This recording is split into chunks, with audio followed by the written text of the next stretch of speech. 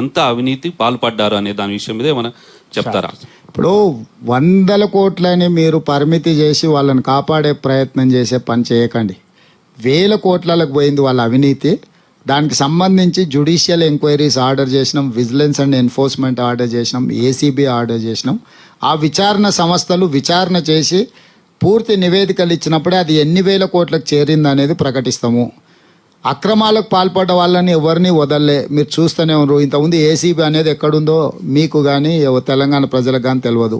ఈరోజు రాష్ట్రం నలుమూలలో జరుగుతున్న విధానాలు, అదేవిధంగా అవినీతికి సంబంధించి శాసనసభలోనే చర్చ చేసి జ్యుడిషియల్ ఎంక్వైరీ చేసినాం. జడ్జిల నియామకాలు కూడా జరిగిపోయినాయి.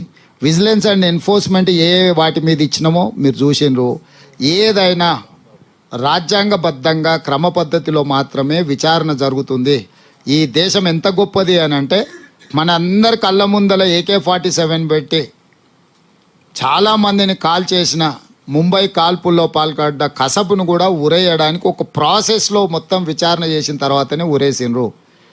పక్క దేశం నుంచి మన సార్వభౌమాధికారం మీద దాడి చేసిన కసబ్ కూడా రాజ్యాంగబద్ధంగా విచారణ జరిగింది. మరి ఇక్కడ అవినీతి పరులను ఒకవేళ శిక్షించాలంటే కూడా రాజ్యాంగబద్ధంగా వాళ్ళకు చెప్పుకునే అవకాశం ఇచ్చి విచారణ చేసి శిక్షించకపోతే మళ్ళీ మీరే అంటారు కక్ష సాధింపు చర్యలు. రేవంత్ రెడ్డి గారికి వాళ్ళకి ఏదో సరిపోతలేదు కాబట్టి వీళ్ళని అర్జెంటుగా ఏదో చేయాలంటున్నాడని మళ్ళీ మీలాంటి మీడియా మిత్రులే ప్రశ్నలు అడుగుతారు. కాబట్టి ఏం తొందర లేదు, పారదర్శకమైన విచారణ చేస్తాం, బాధ్యులైన వాళ్ళందరినీ శిక్షిస్తాం. ఎందుకంటే మనం ఇక్కడ కూర్చున్నప్పుడు ఒకలాగా అనిపిస్తుంది, విచారణ చేసినప్పుడు ఇంకా విస్తుగొల్పే విషయాలు కూడా బయటకు రావాల్సి ఉంటుంది. కాబట్టి ప్రాపర్ ఎంక్వైరీ చేసిన తర్వాత